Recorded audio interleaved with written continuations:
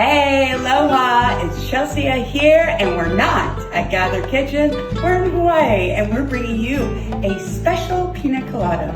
It's special because it's 10 o'clock, and it's time to start drinking. Let's start out with 6 ounces of pineapple juice, 3 ounces coconut cream, jerky, 1.5 ounce white rum.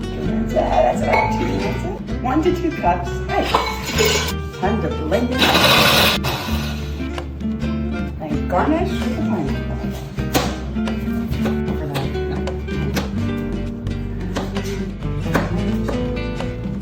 The Pina Colada from Hawaii. That's crap.